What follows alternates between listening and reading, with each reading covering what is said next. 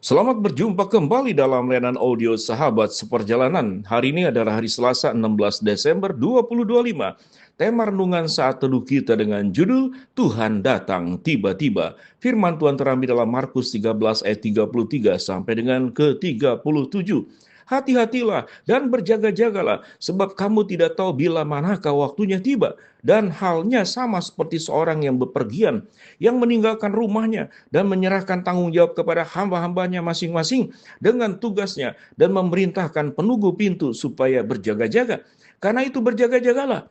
Sebab kamu tidak tahu bila manakah tuan rumah itu datang, menjelang malam atau tengah malam, atau larut malam, atau pagi-pagi buta. Supaya kalau ia tiba-tiba datang, jangan kamu didapati sedang tidur. Apa yang kukatakan kepada kamu, kukatakan kepada semua orang, berjaga-jagalah.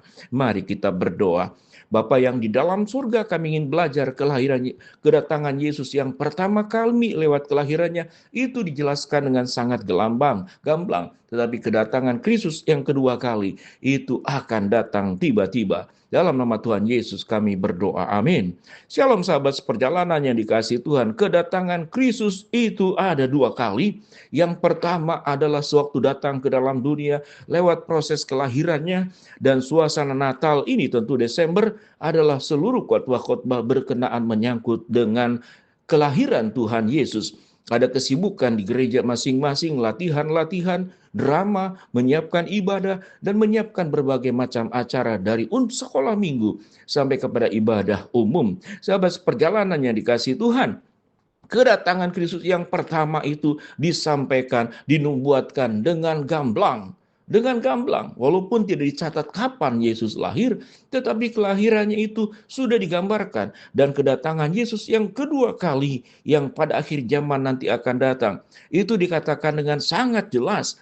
Itu datangnya akan tiba-tiba. Kita disebut sebagai orang-orang hamba-hamba yang dipercayakan oleh Tuhan untuk menjaga rumah yang dititipkan oleh Tuhan kepada kita. Tentu konteks pada Markus pasal 13 adalah rumah sungguh-sungguh, yaitu hamba-hamba yang menjadi bagian daripada tuannya, diperintahkan untuk menjaga. Jangan sampai dikatakan menjaga pintu, jangan sampai ada pencuri yang masuk ke dalamnya. Tentu kondisi pada zaman terdahulu, pencurian, perampokan, penyamun, itu catatan Alkitab banyak peristiwanya, dan tentu tidak seaman sekarang. Walaupun teknologi saat sekarang ada CCTV, ada security, ada keamanan berlapis, itu pun tidak menjamin bahwa kita tidak terbebas dari perampokan, bahkan pembegalan. Mungkin di rumah tidak, tapi di perjalanan di luar itu kita juga bisa terkena dampak kejahatan dari orang-orang yang punya niat jahat. Sahabat perjalanan yang dikasihi Tuhan, apa kemudian implikasi dan aplikasinya buat kita? Apa itu rumah? Rumah adalah kehidupan kita masing-masing. Bukankah dikatakan tubuh kita adalah bait Roh Kudus? Artinya hidup kita itu adalah rumahnya Allah, di mana Tuhan harus bertata di seluruh kehidupan rumah kehidupan kita. Dari mulai Tuhan bertata di atas pikiran kita, Tuhan bertata di dalam hati kita, Tuhan bertata juga di atas mulut kita, sehingga ucapan kita harus berhati-hati, jangan sampai melukai orang. Tuhan juga bertata di atas perjalanan hidup kita yang kita lalui dari waktu ke waktu. Sehingga kita perlu berjaga-jaga. Jangan sampai hidup kita itu dicuri oleh kegelapan, oleh iblis. Iblis itu akan mencari rumah-rumah yang kosong. Kalau kita melihat bagian Alkitab dijelaskan.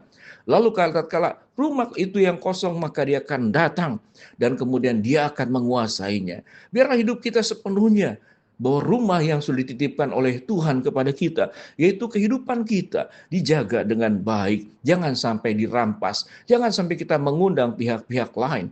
Kita tahu dengan jelas, yang kita tunggu, yang menjadi Tuhan dalam rumah kita, yaitu Tuhan kita, Tuhan kita, yang kemudian akan bertata di atas hidup kita. Yesus berkata, engkau adalah ranting-ranting dari pokok anggur. Sesungguhnya cabang-cabangnya, tetapi akulah pokoknya. Siapa yang ada di dalam aku dan aku di dalam kamu, dia akan berbuah lebat. Sampai titik ini, sahabat seperjalanan, Biarlah hidup kita dipenuhi oleh buah-buah roh yang menghasilkan kehidupan yang baik. Mengapa? Karena hidup kita ada Kristus, hidup kita ada Allah, hidup kita mentaati firman-Nya, hidup kita, perjalanan kita berada bersama di dalam jalan Allah.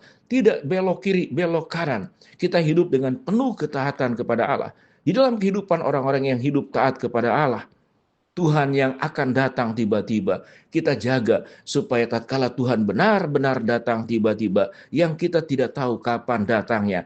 Alkitab berkata, Tuhan itu akan datang menjelang malam, atau tengah malam, atau larut malam, atau pagi-pagi buta. Itu catatan pada ayat yang ke-35. Karena itu berjaga-jagalah, sebab kamu tidak tahu bila manakah tuan rumah itu pulang, menjelang malam, atau tengah malam, atau larut malam, atau pagi-pagi buta, supaya kalau ia tiba-tiba datang, jangan kamu didapati sedang tidur. Kata tidur adalah sebuah perumpamaan tentang kehidupan yang tidak terjaga.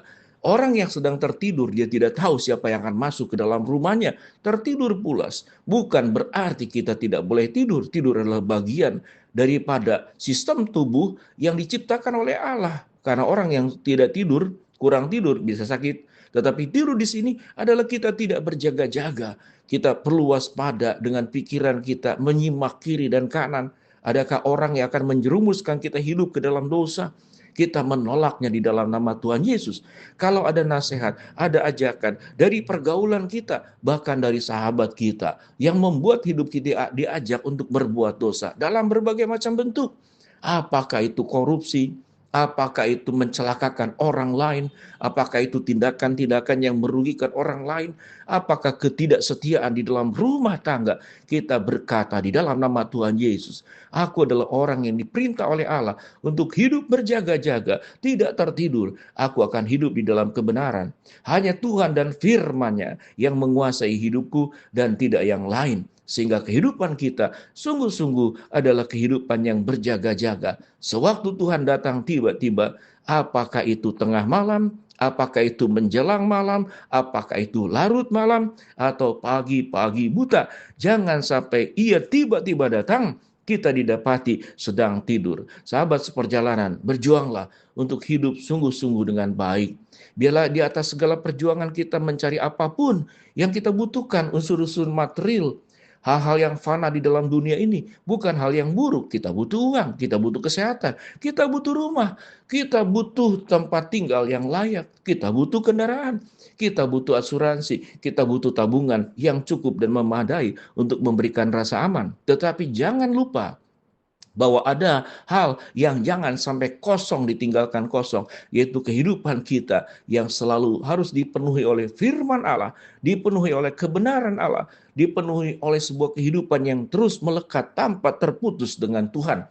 Sehingga suatu hari kelak nanti, suatu Tuhan datang menemui kita, kita tidak tertidur, tetapi kita berjaga-jaga sewaktu Tuhan datang tiba-tiba. Kelolalah rumah tanggamu dengan baik, pekerjaanmu, kehidupan pribadimu, dimanapun engkau berada, pastikan bahwa engkau selalu menyertakan Tuhan dan firman-Nya, dan engkau jangan sampai tertidur, terlelap oleh godaan dosa dan segala macam tipu muslihat daripada iblis. Mari kita berdoa. Bapa yang di dalam surga, hamba berdoa buat sahabat seperjalanan yang sakit, Tuhan jamah sembuhkan. Sahabat seperjalanan yang sedang menghadapi masalah, Tuhan bukakan jalan. Yang sedang berdoa mengharapkan sesuatu, Tuhan kabulkan sesuai dengan firman-Mu dan sesuai dengan waktu-Mu. Dalam nama Tuhan Yesus kami berdoa. Amin. Shalom sahabat seperjalanan, berjaga-jagalah, jaga hidupmu baik-baik. Shalom, Tuhan memberkati kita semua.